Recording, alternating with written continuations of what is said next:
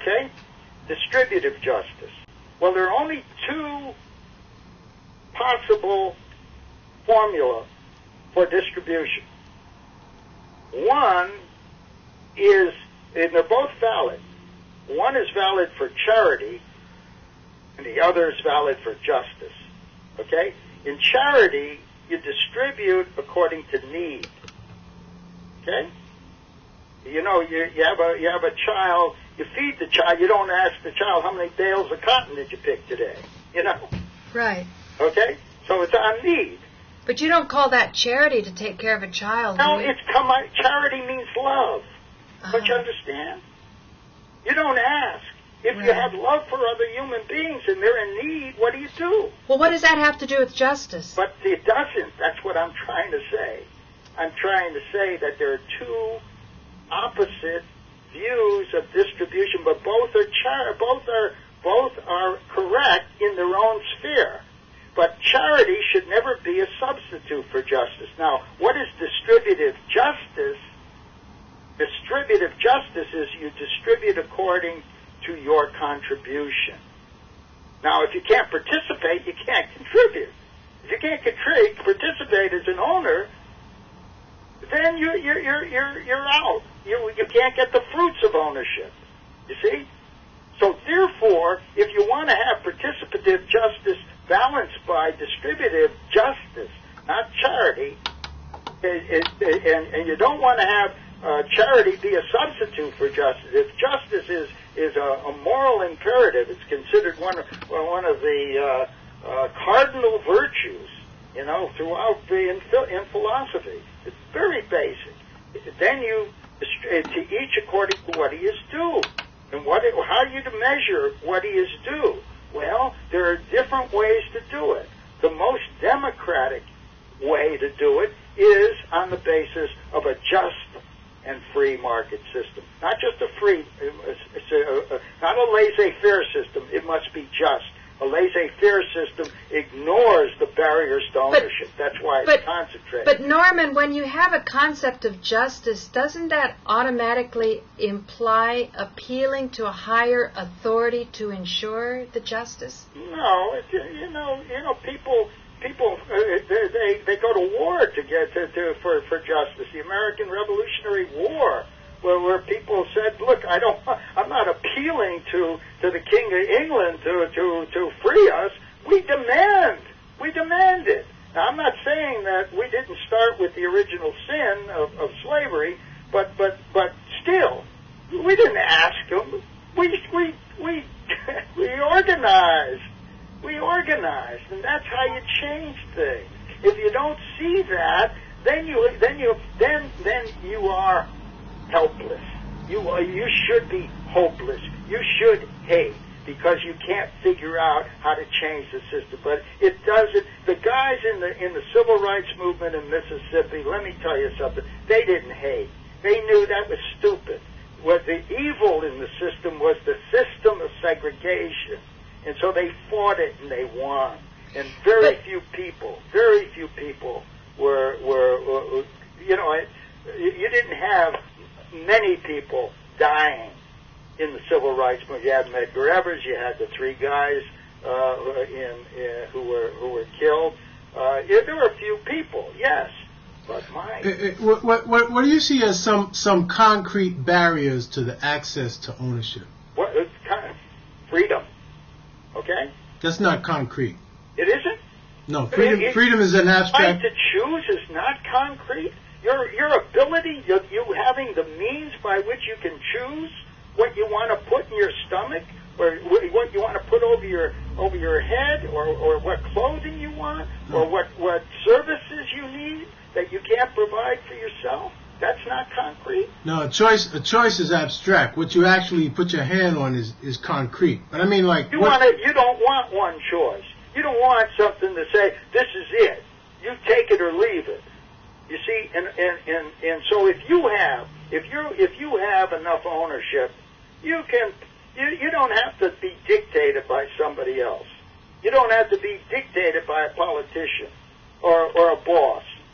You see, You could walk away and go someplace else. And the ultimate is, now, once we understand what we're talking about in terms of changing in the world, you may end up that people will only work a few years of their life in the economic arena and be able to move from economic work where you work for pay, where you work for free.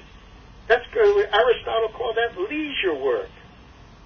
Yeah, but he said when the looms learn to weave for themselves and the plectrum can play for itself, masters will no longer need servants or slaves. So now Bucky Fuller comes along and says, we got energy, we could create energy slaves, to liberate all of humanity. Well, that's what we got to do. What are the energy slaves? This is technology. We harness the forces of nature to work for human beings. But most people don't understand technology, Norman. They're afraid of it. Yeah, but they're they get displaced by it. They get displaced. They understand it when the machine comes in and they're told, okay, you're out in the street. They understand it. They're threatened by technology. No, but younger people say that older people have fallen down on the job. That's true. Older people. I mean, you have a population of ignorant people because they've been miseducated. They haven't been exposed to the realities of what's going on, so they're not even aware of why they're slaves. So there you are, Norman. That is my job. Like right now, you can say from your experience in the civil rights movement when you were down there in Mississippi and you were struggling with people who are highly disciplined and they really made a difference. I totally respect that you can say that hatred does not work. It's not effective. It would have. I'll tell you right now, it would not. It was not effective. Totally agree. We would not have had the Voting Rights Act. If people went around saying that the racists are evil. No, they said the system. I understand, but see, here's the problem, and this is why I'm so enamored of Marshall Rosenberg's work. If people have hatred in their hearts, right, I don't want to tell them they're bad or they're wrong for that hatred. No, I'm not saying that you do that. You have to tell them you don't tell them they're bad. That's precisely why we all could do evil things. Okay? So there's I don't know. I have not yet met an angel, and I don't expect her to tell you the truth. But so all I have to do is look at myself. And all of us can do that. So it isn't a question of telling people that they're bad. No, it's a waste of time. Yes, but the thing is, but Norman, there's a hidden implication when you tell somebody that it's a waste of time if they're really feeling that they're not wasting their time, that they're really feeling that they're sharing the deepest knowledge they know. They're going to tell you there are people out there who want to kill you, who hate you, and all of this. And they're telling you this from the bottom of their heart. They're really believing in it, and that's why they're hating those people, and they want to share that with you. Again, those who hate are part of a destructive. It's both self-destructive and destructive of many innocent people. So the point that I'm making is that don't waste your time. If you want to change. Let me put it this way: not everybody is serious about change. A lot of people talk about it, but they're really not serious. But serious people want to be effective. And so they say, what are the principles you follow if you want to, get the yoke off your back, get the man's foot off your neck? Well, what you do is look at the system, and this is what we're doing is mobilizing enough people, a critical mass of people who want to change. I look at the ultimate profession, frankly, as a revolutionary. If you want to know what if somebody wants to say, what are you? I am a revolutionary. Now, does that mean that I want to use violence? No. It's a revolution of ideas first. And that's where the power is.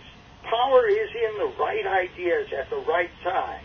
And today, you got a problem in the world. It's messed up. It's confused. And so you only overcome, you only change it by replacing the bad ideas with the right ideas. And what you have to go is you have to teach so more and more people come together and say, we're not going to take it anymore, we're going to organize, and we're going to demand. And Posr, if you're interested, next April 17th, Posr, Washington, Posr, our fifth annual demonstration at the Federal Reserve to get money power to the people. That's Posr, not Posr. And you said it's April 17th, right? Huh? April 17th is the annual Federal Reserve. Right. At noontime, we demonstrate. If you go to our website, you'll see. I think it's on the website. What's that? AmericanRevolutionaryParty.org? Yeah, it's Well, third way. .us. I'm sorry. AmericanRevolutionaryParty.us. .us. Right. But also in CESJ, you'll see the stuff. April 17th. And if you want to see the videos on it from last year and the year before, you go to YouTube, and then it's Just Third Way. Just Third Way. And what we're saying is that, it's not capitalism, it's not socialism. One is the institutionalization of greed, the other is the institutionalization of envy. And so we're talking about the institutionalization of justice. And so if you go to the Just Third Way in YouTube, and there's even a blog site on Just Third Way, so you can go to that. You can get that from the CESJ website, all these things. You can link up from there.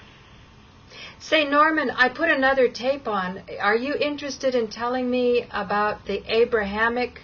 Oh, the Abraham Federation? Yeah. Well, this started, you've heard the name Gary Davis. Is there a website for this? No, it's not yet. Okay. What I'm trying to do is organize a nonprofit think tank that is separate and apart to call the Abraham Federation. It's first a think tank. Okay, you gave me a name. I'm going to Google it right now. What's that? You just said, do I know somebody? And I don't. I want to Google it. Oh, on the Abraham Federation, you have my paper on it. No, but so that if you go to CESJ.org, I think it's in the left-hand column on the home page. It may be on the right-hand column. I don't. But it's there. You'll see our ideas for Iraq. And you see, if you want to get something to the people in Iraq, we've been working, is who should own the oil in Iraq? Yes. Not the state, not the global oil corporations. A free, lifetime, non-transferable share for every man, woman, and child, no matter whether they're Shia or Sunni or Kurds or Turkmens or Christians. Everybody would have an equal, so that the profits... You know what, Norman? You sent me that link, and I was very impressed when I left a comment that was pro-Palestinian, and the comment wasn't removed. I don't remember, but it wasn't... I brought together the PLO with somebody from the Likud years ago on the Abraham Federation. The guy was he was the PLO main representative in Washington. Okay, now this is very... Husseini was his name. This is very exciting. This is very exciting, Norman. Can you tell me, because when you were talking to Posr about how to get the person's, foot off your neck, how would you address somebody living, third generation, essentially in an open-air prison in Palestine? How would you talk to them? He's not going to be able to do anything in the prison, but the people on the outside, we've tried to get this both. There's a guy in Hamas. What's his name? I met with him. He was once in Washington. He's one of their main policy makers. I have his email address somewhere. So let me see if I can get it. But while you're looking, let me just tell you, Marshall Rosenberg went over to Israel. He starts to speak, and someone calls him a murderer. They're very dramatic against him because his Jewish name. And later on, he persisted in his work. He's invited to a Ramadan meal. Sure. And he's had many encounters, very successful encounters with both people living 3 generations in Palestine in the open-air prison and Israelis. Oftentimes he has to take them outside of the Middle East. Exactly. In order... That's the way to do it. You see, I am convinced that the problem there is a question of justice. That nobody, I don't believe in a Jewish state, for example. I don't believe in an Islamic state. I don't believe in a Christian state. I think a state has to allow for complete freedom of spirituality and religion. And if any one organized religion takes over the monopoly of force, the state, they're going to oppress everybody else. This is what's happening. But what do you do? That's what the Abraham Federation is to say, okay, let's take a look in a carefully orchestrated, phased way, move to a new nation state that's better than the United States, that's better than any existing state. So it would be based on Kelsonian economics, where everybody, it would be an equal owner of the land, by the way. Uh-huh. So that any rentals from land or any extraction fees, such as, if they found oil, well, apparently there's a lot of gas right outside Gaza Strip. So the profits from extraction would flow to every man, woman, and child equally. And then the government can come and say, okay, we want to tax you on your profit income. That's okay. Nothing wrong with that. Oh, I just found it. Abraham Federation, new framework for peace in the Middle East. So I'm going to go over there. Oh, yeah. And look at the Iraq proposal. And I think this is what's needed, and I know we can. I have no trouble talking to Muslims, Jews, or whatever. I got people from the left and the right, people who ordinarily would hate one another, that these ideas are a way to bring them together. I'm confident of that. So can you just explain it while we've got you here and I've got the Abraham Federation is a new nation state based on the fact that, here's the way I would start it. I want to start it on the West Bank, Gaza, and East Jerusalem, so that we're the Palestinians. I want to make that a better, a sounder economy, a more just and freer and more prosperous economy than Israel. Because Israel right now is a very developed economy. But I know what the flaws are there. Both the fact that it is a religious state is one, and the other is that it's a very corrupt economy. Okay, those in power are very corrupt, and the Israelis know that. So rather than start with them, and I also, as somebody who was born a Jew, I also, at the time of the Holocaust, I'm also sympathetic to Israelis who are being told we're going to drive you into the sea. That's not the solution. I mean, they made a mistake when they started the state of Israel as a Jewish state. Okay, that was a mistake in the past. But so excuse me, Norman. From under that. Excuse me, Norman. What do you mean that was a mistake? Well, they never should have had something. What they said was there was going to be a two-step. There was going to be land for the Palestinians and land for the Jews. But by calling it a Jewish state, then anybody who wasn't a Jew had to be a second-class citizen. Okay? Oh, I see. So that right off the bat, it was unjust. I see. And yet, it was a place where the survivors of the Holocaust were able to get a place to live. And they came in and they did their thing, but it wasn't good enough. It should have been, they should have developed a model. It should have been called the Abraham Federation then. And they would have had the kind of constitution a model constitution that would have made ownership as a fundamental right of citizenship. But it seems as though, Norman, that little glitch happens all the time. At the time of Franklin Delano Roosevelt, when they had the New Deal, somebody was explaining to me, either Harold Channer or Robert Ashford, that when they had an opportunity to widen ownership. When?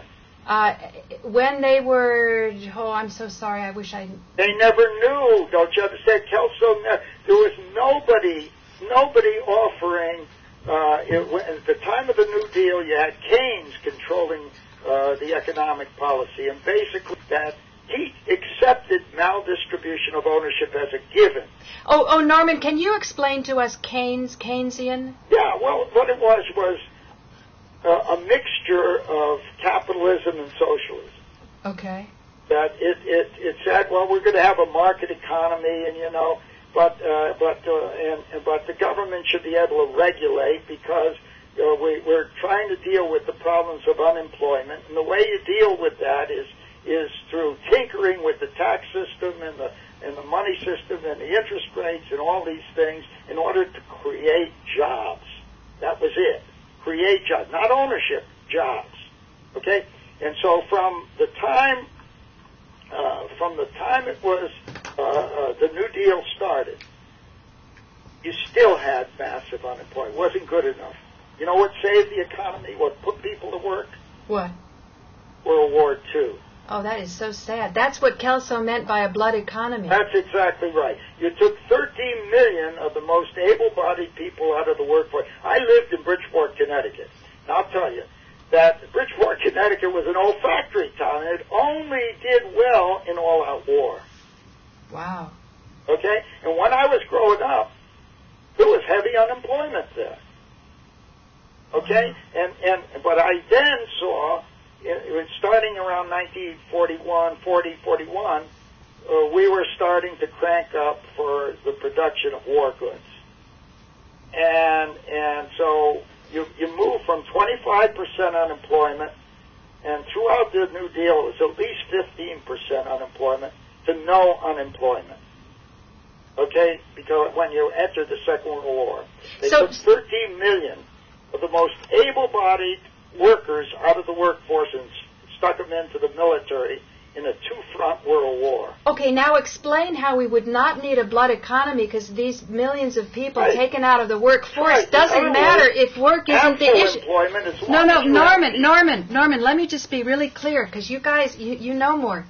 If you're taking people out of the workforce and yet labor is not what's accounting for wealth, how would Kelso's vision avoid a blood economy where we're always bouncing from war to war to get full employment? I'm going to show you. First, let me say what happened.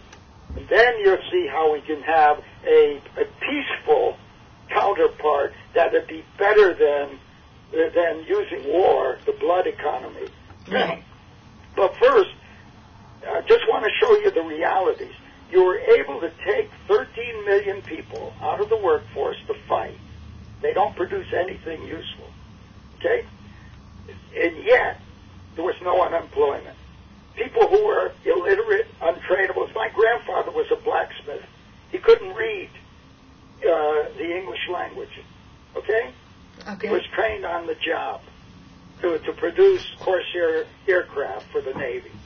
Okay? You could train people. They were taking, you had women, you had there was just no unemployment during the war. People were living better during all-out war than they were before the war. Okay? And when most of the production was for destruction, not for living standards. But there's always, when you had this growth rate, you had phenomenal growth rates, 20% a year. Okay? That pulled in people. Now, the same thing. We got a lot of unemployed and underemployed people. We got a lot of fantastic technology that's sitting in the shelf that could be used to produce energy, sustainable energy systems, advanced energy systems, ecologically sound systems. We got them. That's not the question. But they're not being used. Well, if you put in the Kelso financing system and the monetary and the tax system, suddenly you'd have the means to finance them, so that you would create a magnet. People would be able to. You got to put them to work. So so that now you'd be able to eliminate for maybe a couple of generations full employment. But but it also be it's not that's not the goal. The goal is full production. Exactly. That's where I get confused when you say full employment, and I think, but if wealth isn't coming from labor, then why do we? It is partly. You can't. Who's gonna construct the road? Who's gonna construct the advanced energy system? You need both people and the technology to create new technology. Well, there's no question in my mind that people work more robustly and effectively when they're working joyfully. Exactly, and they work joyfully when they're owners. They're right. much better than if they're working for somebody else. Right. If they know, you see, profits are not dirty if that's a source of your income. It's only dirty when it's monopolized, when ownership is monopolized, and only the few have the rights to profits. Right. So therefore, you want to have a system in which everybody could share profits. Then suddenly, eventually you're going to liberate them from having to do economic work, because you're going to be able to build a system where the robots and advanced technologies do most of the work. And then people will have more time for education, will have more time for art, for music, and all of the work of civilization, which you do without pay, for joy, as you say. So that's what religion, teaching, all those kinds of things. This is what Aristotle was looking toward. So, and here he, wrote so many years ago, a couple thousand years ago. Right. And that's what we have to see, that we're holding ourselves back because we are responsible for the system. Once we understand that the system can be changed and we know how to change it, we change it. Well, here's where I think you find the resistance. You were talking about the corruption that exists in Israel. I think it exists in every country today. Exactly. And somehow you get a lot of institutions that are held in place by that corruption. Even if they don't speak it out, they kind of sense this. They're the 1%. So they're the 1%. And that's what I was saying when I talked to Stokely. I said, Stokely, my God, how can you say that they won't buy? Who cares? And Robert was wrong. He hasn't had the experience in talking to some really wealthy people. Charlie Pillsbury was helped. As a matter of fact, you would never have had an ESOP if Charlie, who was part of the anti-war movement. Charlie, incidentally, is Doonesbury. He was a roommate of Gary Trudeau, and Charlie's now working as a lawyer in New Haven. And anyway, Charlie, before he became a lawyer, he was a dropout from college, and he was in the anti-war movement during the Vietnam War, and he discovered our stuff because this lady from Harlem, who I mentioned before, Ennis Francis, went out and I couldn't go down to Texas to explain ESOPs. So I said, Ennis, why don't you go down? And she did, and she turned on these economic development people in the war on poverty, and one of them was a friend of Charlie. Charlie gets interested, invites me out, to a communal one weekend with the anti-war people. He gets excited. He converted. He was a McGovern supporter, and his father was a Nixon supporter. The two come together on the Kelso ideas. I called George Pillsbury, the father. I said, George, I need somebody to open the door. I said, this was in the 72 campaign. I said, open the door for me. And he said, okay. He was a state senator. He was a member of the board of the Pillsbury Corporation. And he was the finance chairman in Minnesota. So he opened the door. And what happened? Three names. He gave me three names. And so I called all three. One was Jake Javits, who was the senator from New York. And he didn't even respond. Then I called, the other guy was Chuck Percy. His daughter's married to J. Rockefeller IV, Senator Rockefeller. So I called Percy, and he calls me back. And he said, well, this sounds like profit sharing. He said, this whole story is on one of the papers in our library section. But anyway, So Percy says, no, he says, this sounds like profit sharing. I said, no, it's not. Anyway, he said, well, we had profit sharing at Polaroid when he was the head of Polaroid. So, okay, so he doesn't do anything. And then I called the third guy who was from Colorado, Peter Dominic.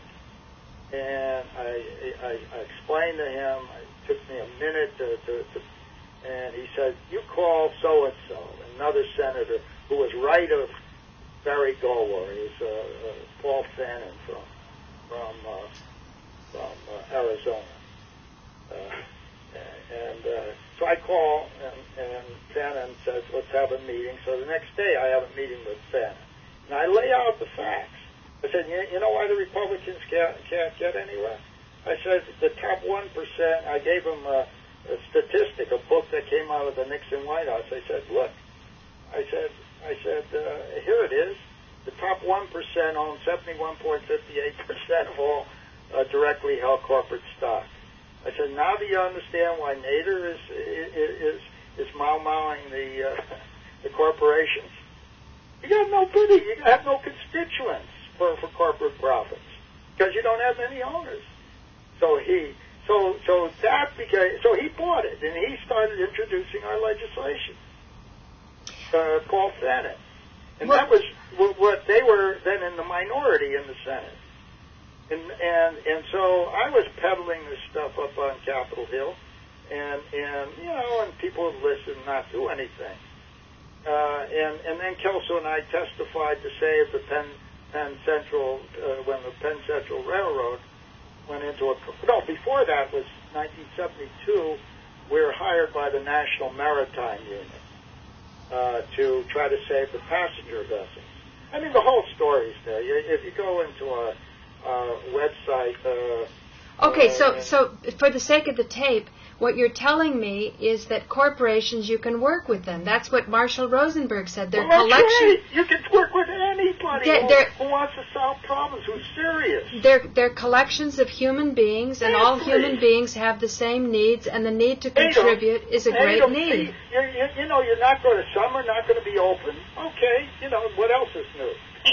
You go for those who you can speak with, who are looking for solutions. But when we met, Kelso and I met, this is how the ESOP happened. I thought Russell Long was going to be the enemy. Okay? Right.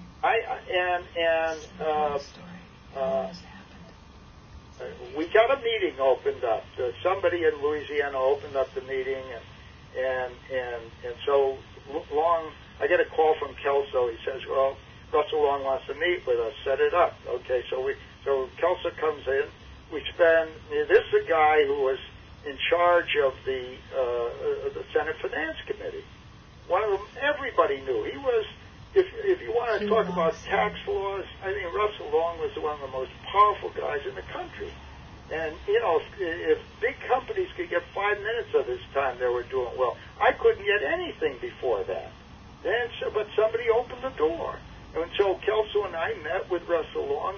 He took us out to dinner. We spent 4 hours together. And then we got him, he listened. We really got to the essence of the man. And then he asked who was opposed to it. And Kelso said, well, Milton Friedman and Paul Samuelson, 2 Nobel Prize winning economists.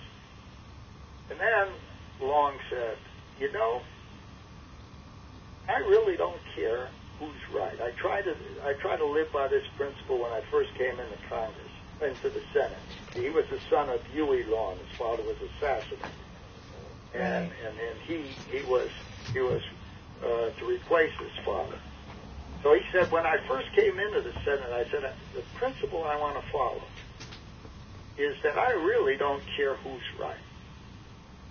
I care what's right. Now, this is right. So he said, now, what are you people doing about it? See, Kelso was not being practical at all politically. He was just going over theory. And so I said, well, Senator, we got this bill. We got 5 senators on it, but we know it's not going anywhere. It's to turn the railroads, what's now Conrail, into 100% employee-owned railroads.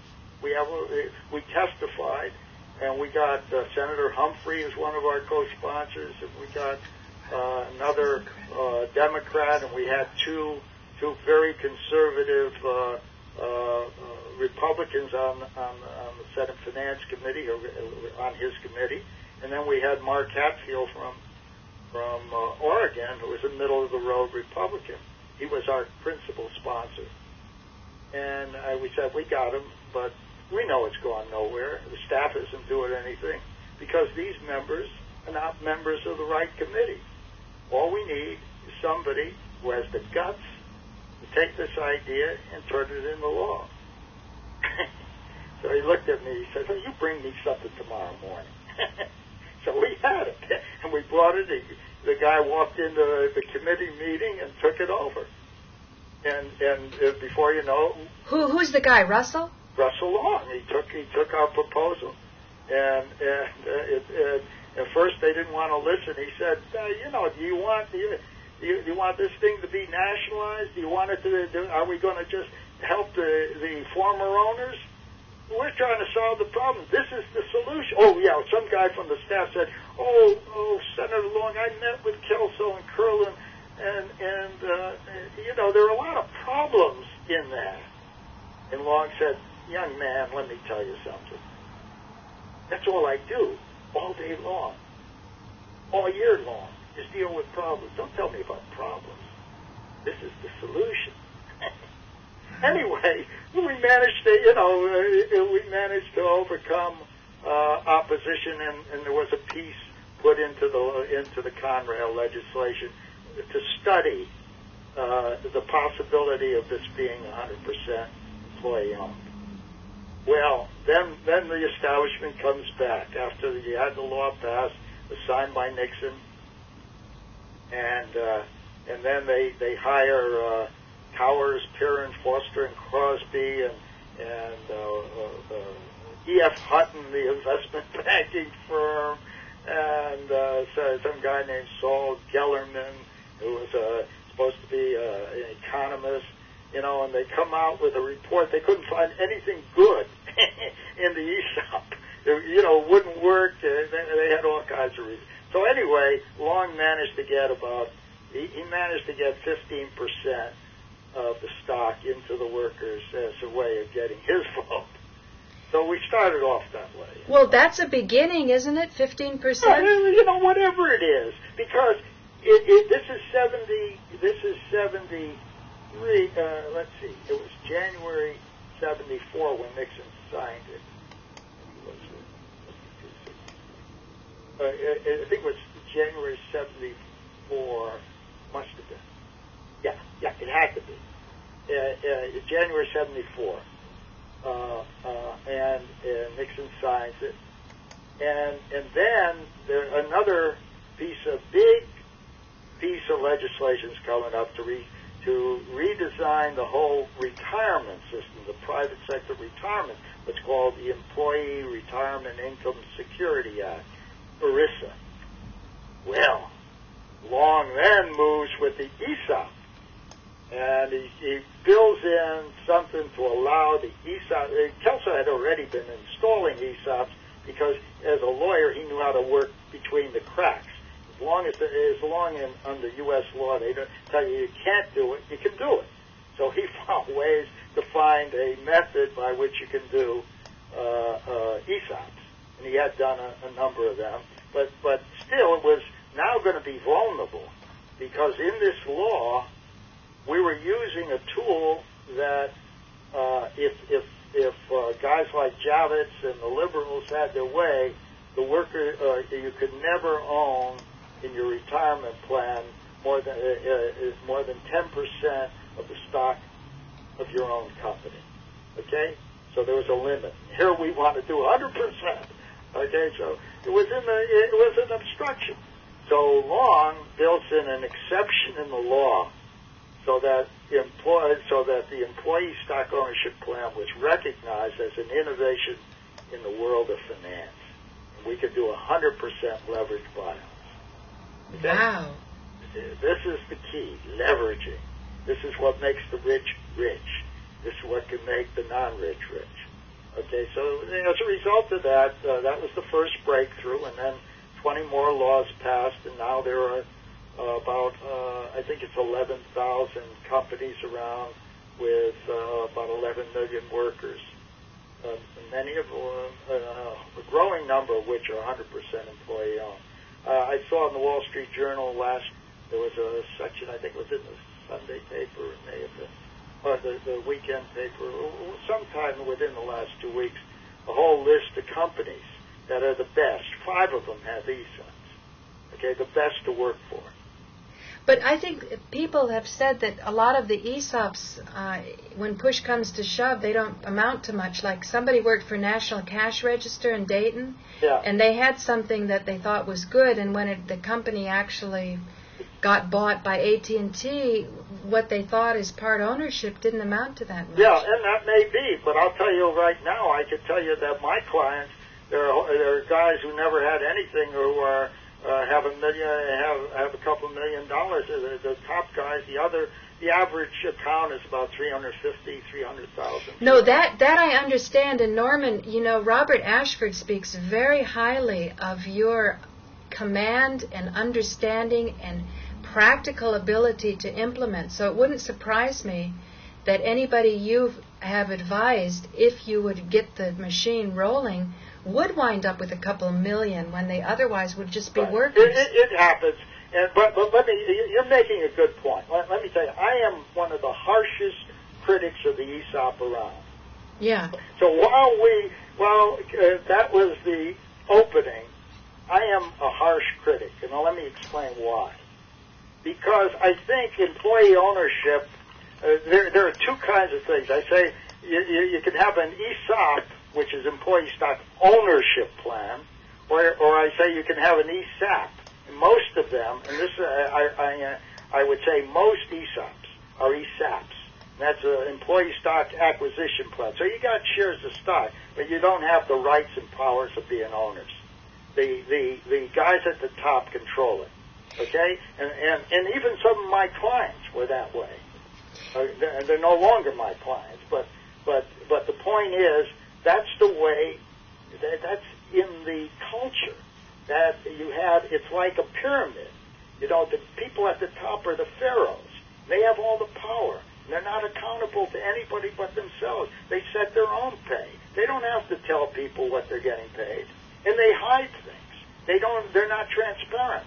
So you don't have accountability or transparency.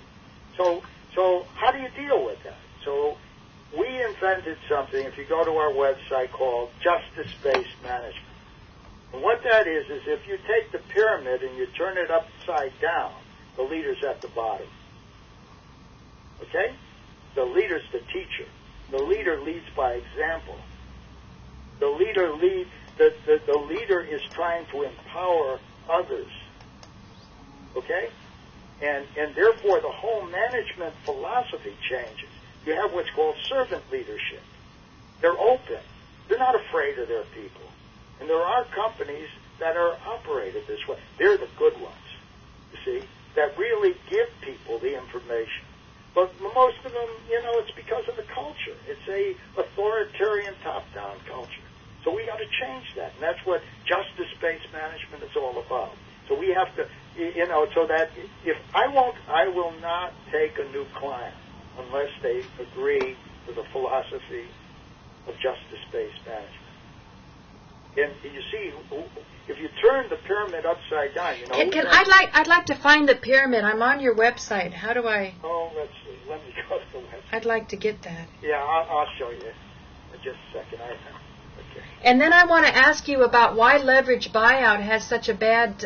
Well, that's because it's used now for gambling, and for the few. But the leverage buyouts, all that is credit. So nobody puts up any money. Credit that could be extended to the average person. Sure, and that's what I say. If you go to some of the models, if you go to the library section in ours, let me get to our website. I got the Center for Economic and Social Justice. Right. Now let me get okay, just a second.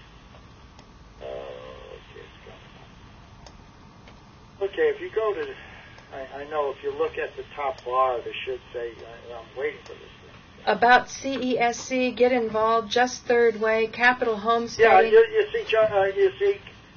should see, if I'm not mistaken, you should see. Just third way? No, it should be justice-based management someplace. Oh yeah, here it is, justice-based management. Yeah, that's what you go to. Okay. And you'll see, let me get there, and they should have a diagram or some graphics on it. Let's see. Oh, are you on the speaker now? No, just I'm trying to... Okay, because you were sounding nice and loud. Whatever you did, keep doing that. Oh, is that right? Yeah. I don't know. Maybe okay. The phone, people, it may be in this phone. I don't know. People have... Here it is, Center for Economic and Social Justice. What is justice-based management? Yeah. SM. What does SM mean? SM is system smart. It's, because what happened is we kept talking about, we used to call it value-based management, and then some bunch of people on Wall Street took that term and it's to use for how you invest. You invest for value. And so, rather than fight them, we said, okay, we'll put the word justice in there, and if anybody wants to push justice, then that's fine. So that's why we call it justice-based. That's very nice, Norman. So you don't care if somebody copies as long as they're copying something good. No. Steal this idea. Abby Hoffman, remember the guy? Steal this book. Hoffman. Remember that? Abby once said, steal this. He wrote a book, and the title of it was Steal This Book. I know, I remember that. No, you don't worry about things like that. So the ESOP... steal the truth. Go ahead, take it. Right. Run with it. Now let me get to my website. It should be getting it. Balancing moral values and material value. Yeah. There's Structuring. a lot of good stuff there. Let me see. Justice-based management. Get to that. Structuring ownership participation. Okay. Let's see. Yeah. Look at these companies. There's a whole bunch of companies on the left-hand side. Let me see. And then we got a certification process for that. You'll see the thing I did in Egypt, the Alexandria Tire Company. Oh yeah, that was interesting. Yeah, it is.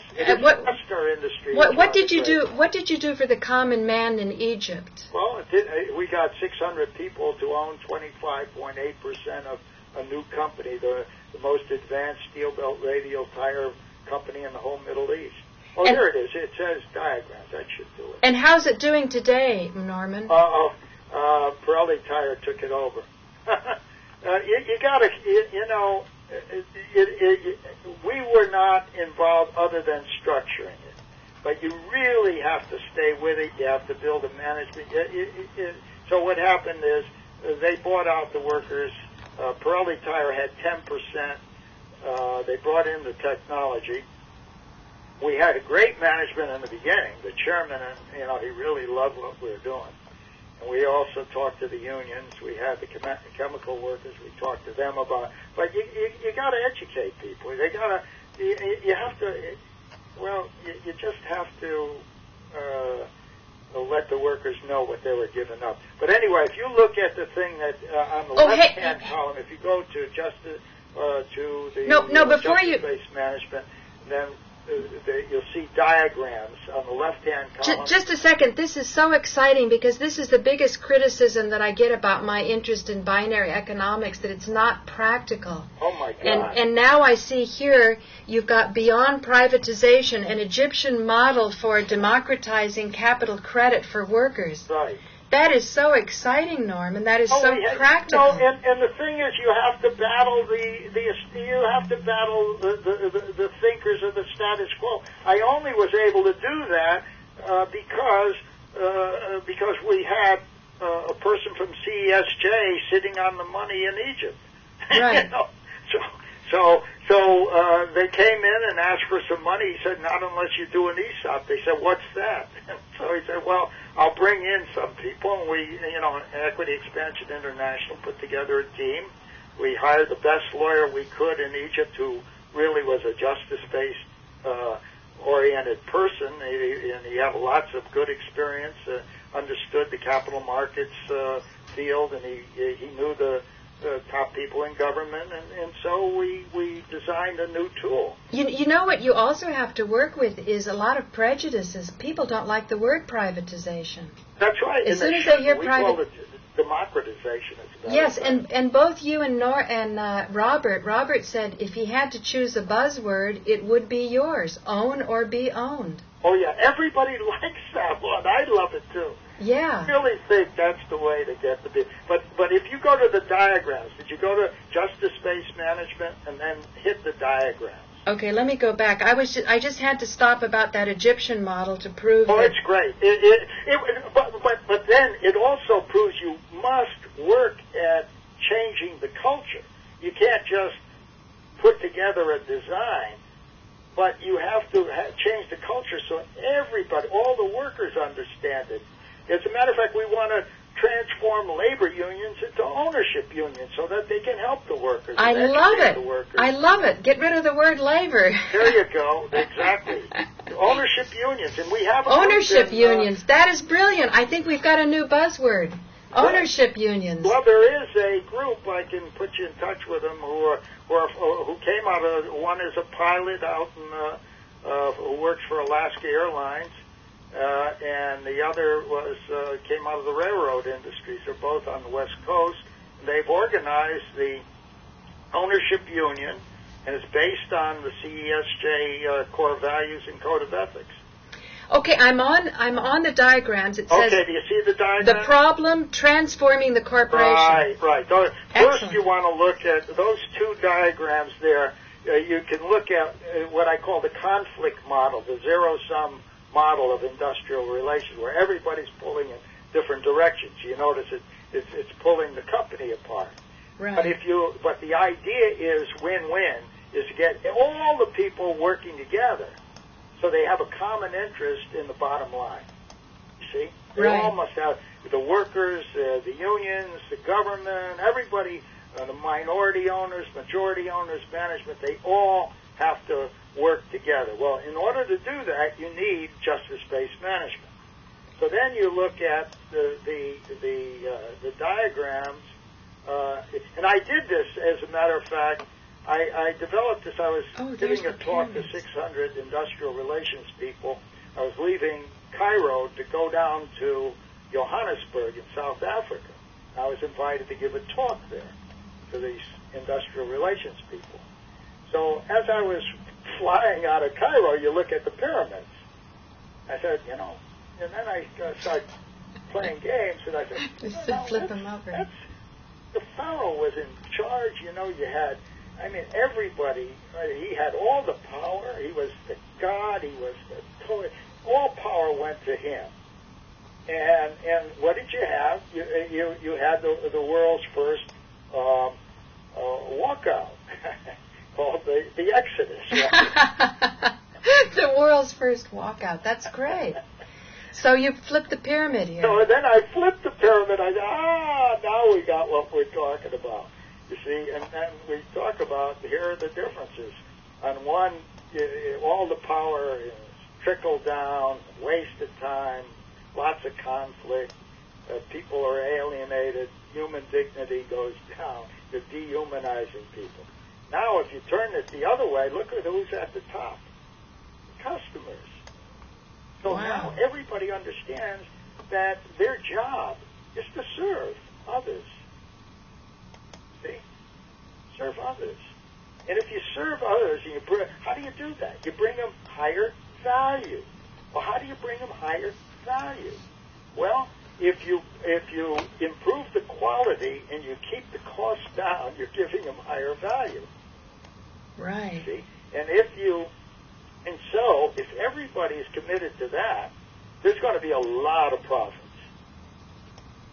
particularly when it's structured, so that you don't just artificially ratchet up labor costs, but rather people see that their increases are going to come from the capital, from the earnings of capital. Wow. It's a different ballgame. So people have dignity, and they're much less alienated. And the worker is a teacher, you see? And he leads through justice. Every worker's an owner. Everybody shares values. They're all trying to satisfy the customer. So, Norman, this almost happened with Russell Long? Oh, yeah. It wouldn't have happened. The whole ESOP would have died. It would have died. In out of New York State, Jake Javits was opposed to it. His brother tried to hire me away from Kelso. Really? Javits. Really? Oh, yeah. His brother tried to hire you away from Kelso. Right. What was it like to work with Kelso? Well, he and I, we split. No, I didn't know. Things. But this was from 65, well, actually... But just a second. When you say hire you away, I thought he was a lawyer, you were a lawyer. Why would a lawyer hire a lawyer? Oh, well, I was working with Kelso. I was the executive director of the Institute for the Study of Economic Systems. See, I had been working for Walter Reuther, the head of the United Auto Workers. I was the director of planning when I left the government in 65. I became the director of planning of something called the Citizens Crusade Against Poverty. This had all the civil rights leadership, all of the liberal, the progressive labor people. You had all of the intellectuals like Mike Harrington and Bayard Rustin it was the liberal establishment which was to parallel the government's war on poverty.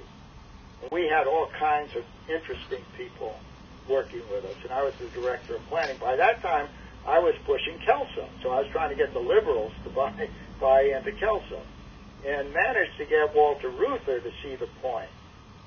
And he was powerful. He was, in my mind, and he died in an airplane crash, or else the country would have been different, because he was moving toward the Kelso ideas. Really? But anyway, he died. And then Kelso hired me to be to form, we founded the Institute for Study of Economic Systems. And I became the executive director here. And so I went around and tried to stir up things.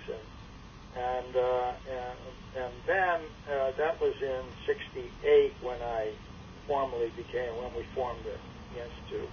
And so I was committed and so on, and tried my best to get people around Washington to buy into it, and people listened, and a few people came together with us. I had people from the left and the right. Well, Kelso mainly brought in the conservatives, and he brought in one former communist leader, Harry Bridges, from the longshoremen off the West Coast. And I brought in people like Marion Barry, who became he became mayor of Washington, and then I had a whole bunch of people from Harlem, a guy who headed up the Central Harlem Council of Neighborhood Boards, who had worked with me with the Citizens Crusade, Roy Wingate, and we had Ennis Francis was a member of the board, who was a grassroots person. Wonderful. That's one of my great heroes. Ennis was fantastic. And she died in 1980. But anyway, we had, I brought in a whole bunch of people who were liberals into the Institute board, and Kelso brought a lot of other people. So we had quite a board, and Mortimer Abbott was part of it. And the two of us worked together. And Kelso, you asked me about Kelso, is like, we call this the happy revolution. So anytime Kelso and I got together, we'd go to a restaurant, we're laughing and having fun, and other people look gloomy. Right. So, he and I were very close. It was almost like father and son. Wow. And then... What about Milton Friedman? Could you convince... Oh, I met with Milton Friedman back even before I joined Kelso. I was still with the Citizens Crusade. I was on a panel with Milton Friedman at the University of Chicago on the draft. Mm-hmm. Both Friedman and I had the same position. I spent 5 years in the military, but I was for all volunteer. I didn't think anybody should be forced into any kind of service. Now they're forced economically. Right. Yeah. So, in any event, what happened is, but I was, Fried was there, I remember, and myself and Dick Boone, who was the head of the Citizens Crusade, was a close friend of Bob Kennedy, and we both testified against the draft. And at lunch, I sat down with Friedman. I said, Dr. Friedman, what do you think of Louis Kelso's ideas? Looked at me hostilely. I don't want to talk about it. I'm not interested. I said, why? And he walked away. Okay? Then later I had an exchange of when I joined the Kelso Institute, or became head of that, I contacted him again. I have a letter that he sent saying that he's opposed to the Kelso idea. He thinks it's a ridiculous idea, won't work, but he won't give me the reasons. He says, I don't have time to give you the reasons why. So I wrote him back a 4-page letter. What do you mean you don't give me the reasons why? Do you have that 4-page Oh, letter? yeah, I have the letters. Yeah, I could send it to you. I would love to see those letters. Yeah, let me make a note. I just can't thank you enough, Norman, for how tirelessly you've worked through the decades. I couldn't do it alone. I mean, I have my wife Marie. If she was not supportive, it would be difficult. My kids have been supportive. Now I'm grabbing. Well, let me tell you, when I get a webmaster, I'd want to put that letter on my website. Oh, please do. Show. I will send you, because that's good. He should have had his Nobel Prize withdrawn as a result of this letter. Yeah. Honestly, it's... Well, Norman, I am so interested in medicine that can help us live healthier and longer. And when I run into people like you, from the bottom of my heart, I wish you lived 300 years. Well, actually,